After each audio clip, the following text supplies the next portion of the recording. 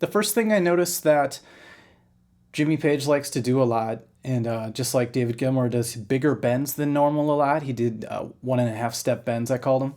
Well, these are going to be 2-step bends. So if you ever listen to certain songs like Whole Lotta Love, there's a part where he comes up high. And remember, I'm not teaching the solos to these songs. I'm just showing you techniques to the songs so that you can utilize them for yourself. That's more important to me than you just learning a bunch of solos and copying people. So here's the idea behind the 2-step bend. Normally you do a 1-step bend. That's pretty common. A 2-step bend is crazy because basically what you're doing, if you want to think theory-wise, you have a whole step is going to be 2 frets on the guitar. So when you bend a whole step, that's the distance you're going. So let's say we're trying to bend, just randomly, I'm going to choose the 2nd string 15th fret. And you want to bend that up a whole step. See how I went up 2 frets to listen to the tone? Then I come back to the 15th fret and bend up to that sound. So that's a whole step bend. If you go 1.5 steps, now I'm going to have to bend 3 frets above this sound. And that can seem pretty extreme as well. But Page does a 2-step bend. So that's going to be 4 frets. Check this out. So I'll go up 1, 2, 3, 4. And that's the sound we're aiming for. I always feel like my string's going to break whenever I do that. So I always hold my breath. I try not to do that. Okay, so he does this in a few songs. One in particular, he's way up here. He's in the A minor pentatonic, but up an octave. Usually you think back here. We're going to be up here. So this is actually the 20th fret. He's going to hit this note. The octave equivalent down here is right here. So that's a G note. We're going to bend that up 2 steps. So listen to this.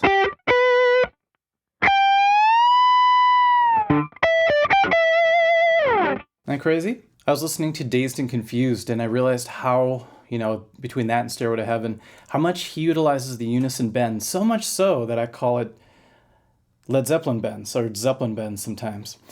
When I teach it on the site, I might refer to it as Zeppelin bends, but I also call them unison bends because what you're doing is you're taking a note, let's say you're bending the 3rd string 7th fret, which is D, and you're bending it up to E, normally if you just do a whole step bend.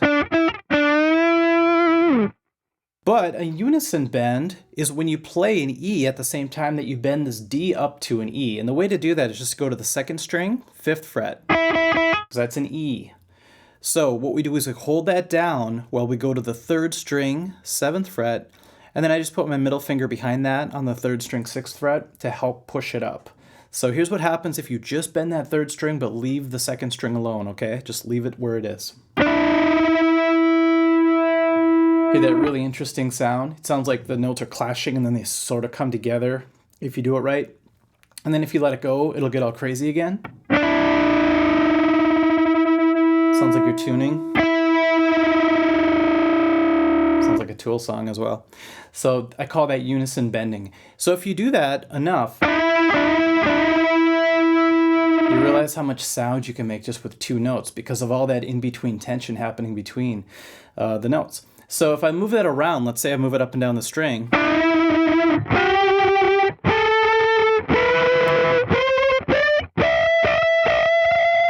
Another crossover between David Gilmour and Page is this triple note pull-off technique.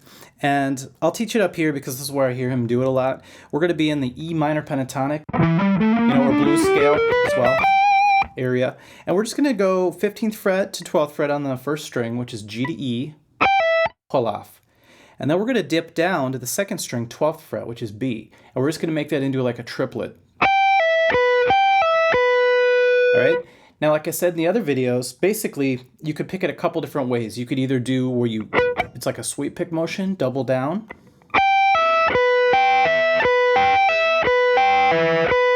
Watch my right hand. Or you could do outside picking where you would do something like this. That's where I do an upstroke for the first pull off and then a downstroke when I hit the 2nd string.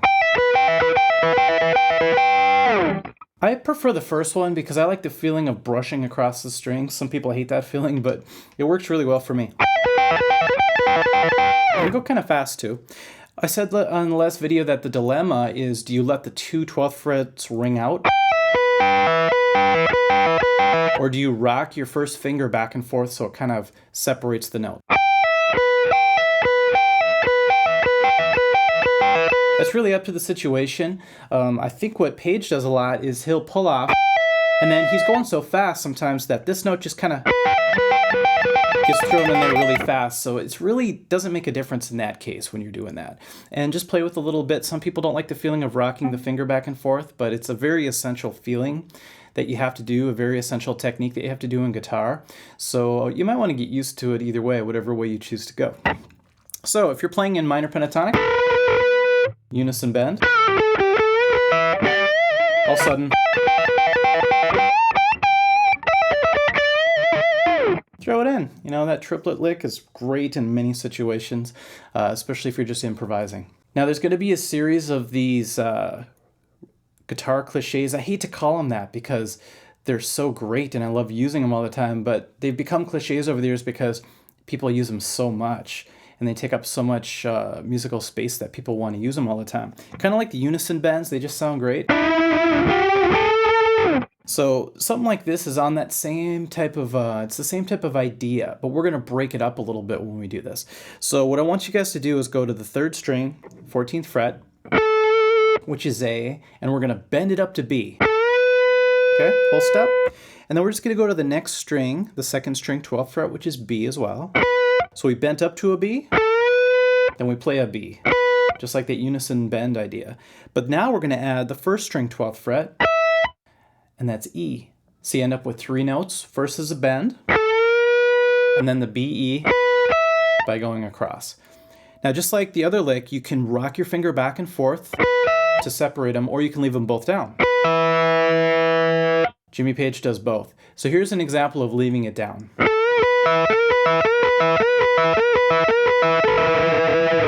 Sounds cool, whether you play it all at once or separate. In this case, I'm using a really fast bend, like Page likes to do these fast, quick little bends. They're really effective. If you take your time, sometimes you lose that triplet feel, so you want to keep that going. It's a great sound. I really stole this from Page. I do this a lot. If I'm in minor pentatonic, let's say E minor pentatonic. So let's say you find yourself up here. Some people call that the Albert King box. It's a nice little square shape that a lot of guitar players like to use in the pentatonic world. Well, Page is up there quite a bit. So are Stevie Ray Vaughan, everybody, David Gilmour. So you'll find yourself in this nice little box shape that's just above the minor pentatonic shape that we all love to use. So you find yourself coming up here. Now we often go like this. We'll bend the high note. That's a very common sound. But what Page does is really cool. Instead of going and hitting that 15th fret in this case, which is G, he'll actually hit the G sharp instead, making it sound as a major third, which is what it is. So listen to the sound. Here it kind of changes the sound instead of this, which is expected. Kind of gives it a positive spin, just a little bit. So you're in minor pentatonic, but then you're adding a major third to that, which sounds great. Here's what it'll sound like in action. This isn't really part of a solo, or this isn't actually a Led Zeppelin solo, but it's just a little improv using that technique.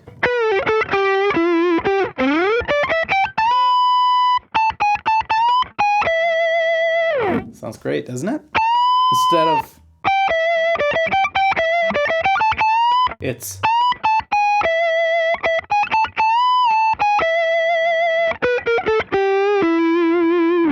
so a nice way to trick people's ears a little bit. You know, they're expecting one thing and all of a sudden you throw in that major third, messes them up. Okay, all the way from Kirk Hammett, when I first started learning Metallica solos, this came into play, but I researched backwards and I found out that Page did quite a bit of this. Let's go ahead and go to the minor pentatonic. By the way, that's not a big shock to people. I don't think minor pentatonic and classic rock go well together. So what we're going to do is we're going to do what I call it climbing a pentatonic scale in threes. In threes because you're going to go like this. 1, 2, 3, 1, 2, 3, 1, 2, 3. It's a 3 pattern. And all you're really doing is, let's say the start is here, E. We're going to start on the second note, G, with our pinky. And we're going to go G, E, G. And then we go to the next note, A, and go A, G, A, and we keep climbing.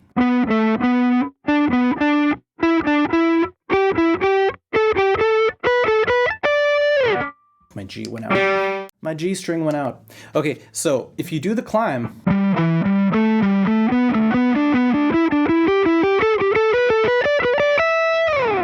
he'll throw that in. I don't always go all the way down to the 6th string. Sometimes I'll start on the 5th string instead. That way I can keep this nice little square shape going.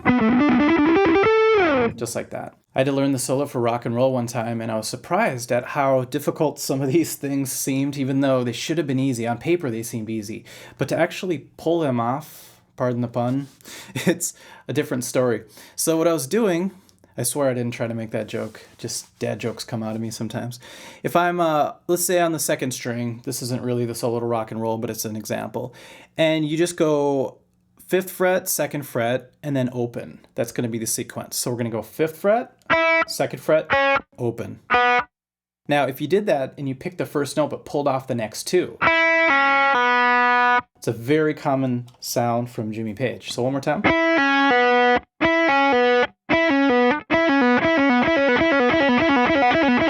Now you won't really hear it until I start climbing possibly, but check this out. I've seen him live where he doesn't actually pull off. He picks everything like crazy. He'll be like... And I don't think he cares if it's sloppy, just because it sounds so intense. Sometimes being intense on the guitar takes priority, and you don't care if your technique's perfect or if you're hitting all the right notes or whatever. So that's an example of intensity using this technique. This has become such a great sound that I've utilized it a lot in my playing, or I try to. It's the pre-bend. Some people call it a ghost bend, but it's where you bend a string, pick the note, and let it actually make a sound, and then bring it down. So here's a pre-bend example. I bend the string, pick it, and let it drop.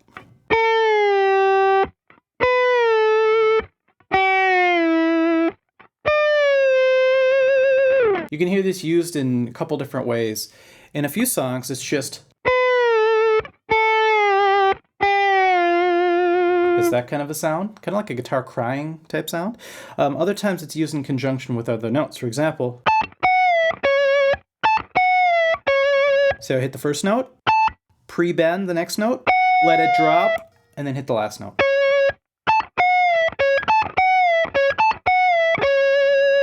I use 3 different fingers to do that. I don't know why, just trying things. Okay, speaking of rock cliches, this one's on top of the list, but it's only because it's so awesome. Adding this when you're playing really kind of fits. It always seems to fit.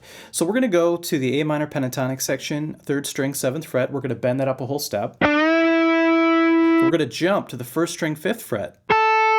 And then we're going to go to the 2nd string, 8th fret, and pull off to the 5th fret. So slow, it sounds like this.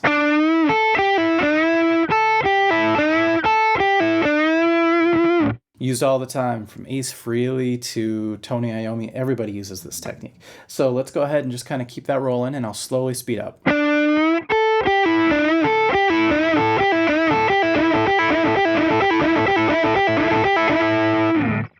Love that sound. Sounds great anywhere on the guitar. You'll hear that all over the rock landscape. The circular picking theme is pretty common for Jimmy Page. If you listen to, Stairway to Heaven, a couple other songs, he does really nice circular techniques that at first seem kind of hard to time and hard to play, but once you get the hang of it, it just sort of rolls off your fingers. So I'm going to play sort of an area up here at the 2nd string, 15th fret, so up high.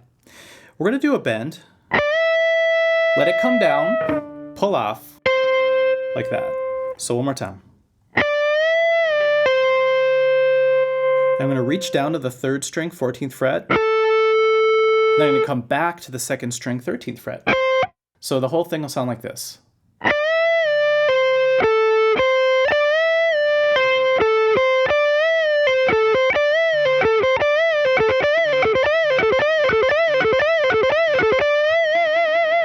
See how once you get going, it's like a pattern, a circular pattern? You probably know what song I'm sort of emulating, but you get the idea. Kirk Hammett's a big fan of that as well. Speaking of patterns, once again, this pattern is like a circular pattern, but it's a little more interrupted, a little more herky-jerky. So what we're going to do is we're going to come here to the 2nd string, 18th fret, and then we'll come down to the 15th fret of the same string, and we're going to do a quick hammer-on pull-off. So it's kind of like a fluttering effect with your finger. So here's what we have. And then, just like the other licks, we go down to the 3rd string, 17th fret, and then back to the 2nd string, 15th fret. So we get this.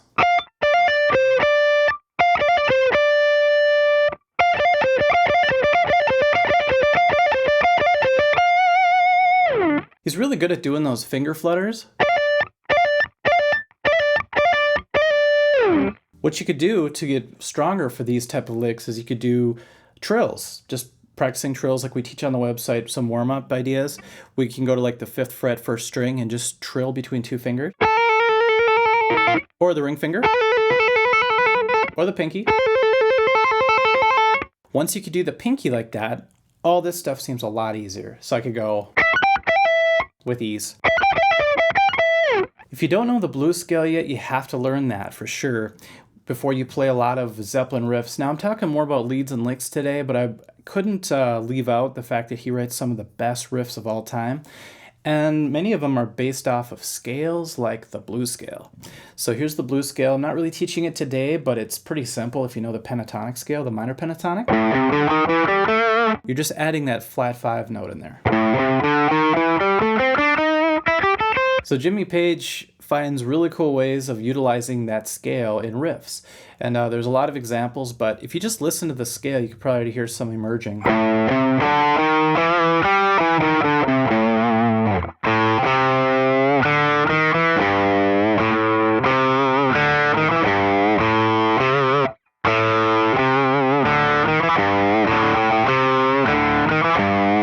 Just little short examples to show you how the blues scale can be utilized to make killer riffs. Speaking of finger flutters, I guess that's our new term for today. Utilizing that with a pentatonic is a lot of fun, but like I said before, it could really take its toll on your hand a little bit. So there are a couple occasions where he just starts going off like this.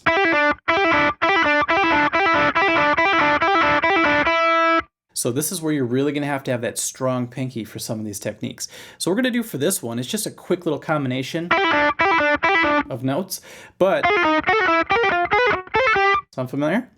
So what we're doing is we're going to the 2nd string, 5th fret, and we're doing a little flutter to the 8th fret of the same string and right back to the 5th fret.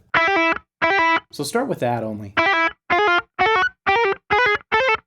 Move it around if you want. And now what we have to do is we have to add, are you starting to see a pattern happening here? Now we're going to go to the 3rd string, 7th fret and just add that at the end.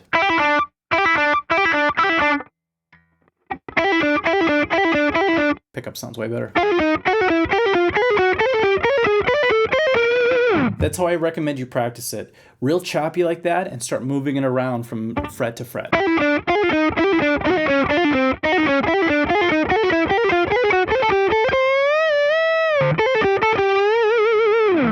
Just like David Gilmour, Page has a really great way of doing staccato picking. And if you remember if you've watched the David Gilmour lesson, if not, check that out too. You'll see a lot of crossover techniques, and this is one of them, the staccato picking technique. Instead of picking like this, they have a way of stopping the string really fast as they pick. Okay? And then if you add bends to it, it's even more dynamic. So the way I want to show you that Page uses it is he'll do like just a regular note, bend it up, bring it back, bend it up, bring it back, all the while staccato picking.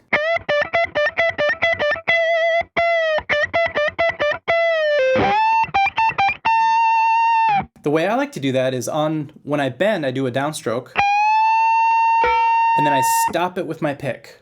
And then I pick upstroke as it comes down, and I stop it with my pick.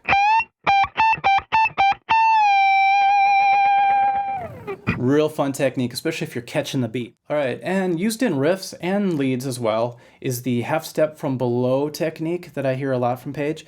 And what's cool about that is you can actually use it to walk down a scale if you want, or chromatically. Here's an example.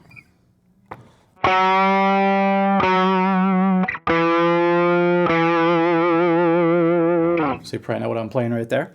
Instead of going like this, just to give it a little extra feel, you notice a lot of these great guitar players, I use that word a lot, feel.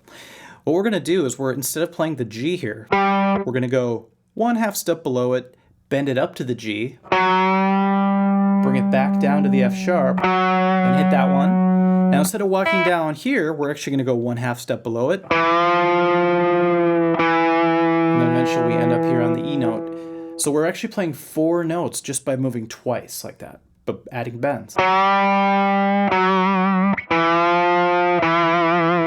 People sometimes think that's most effective in riffs, but I love to use that in leads as well. So you could do this, you could be like,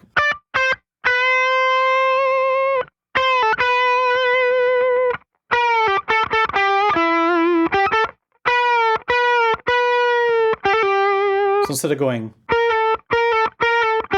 I went. So the idea is to go 1/2 step below the note you want, bend it up to the note you want, and then bring it back down. It's kind of a cool effect. Okay, so I know Joe Walsh can do this really well, and the first time I heard it was from him, but Paige does a great version of this stutter bend, is what I call it. And all it really is just you bend a string, you bend a note, let's say the 3rd string 5th fret, and on the way down, you're basically starting and stopping the note. So it's kind of like staccato picking, except it's done in a kind of a different way. Listen to this.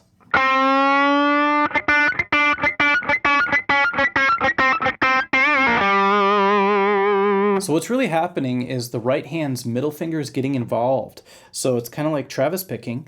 But what we're going to do is we're going to pick for downstrokes and pluck for upstrokes. Pick and pluck, pick and pluck. So I'm going to bend the note, and when it gets to the top, I'm going to start this back and forth from the pick to the middle finger, pick to the middle finger. Kind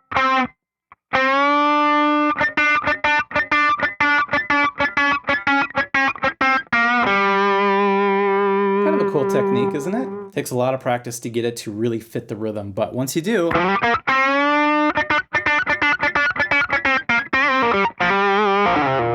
it's a great feeling. Okay, I can't leave out the idea of slide guitar when it comes to Paige, because he does it all the time. Used to be a big mystery to me, but on the website we're about to teach a lot about open tunings.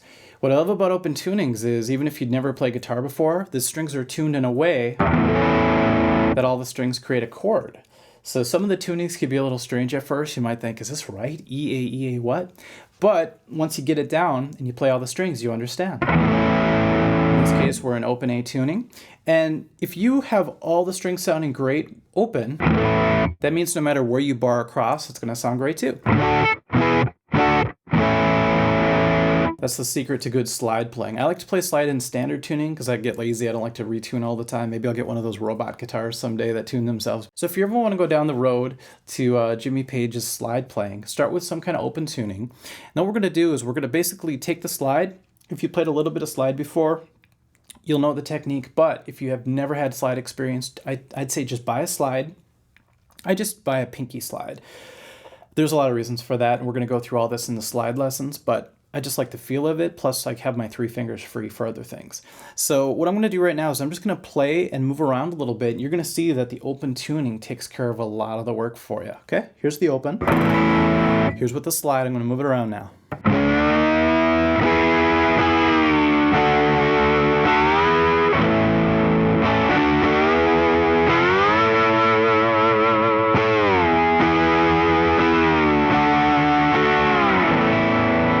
Usually when I play slide, I don't use a pick.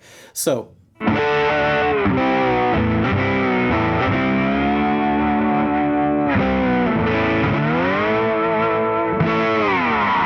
I just played a tiny bit right there, but you can already hear the nuances that Paige gets for a lot of the songs that he plays slide on. So that's my recommendation. Is this isn't a slide lesson or anything like that, but just find an open tuning, in this case open A tuning. You can Google that and find out how to do it, or you can watch our videos on it that are coming up.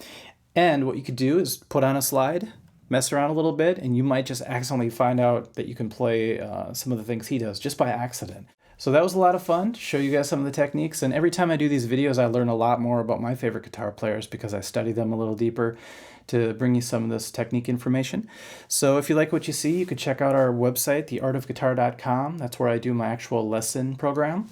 So we go from start to finish, and we're constantly building the site as well as adding these fun little side lessons so that you can keep learning and being inspired, hopefully. So thanks guys, and we'll see you soon.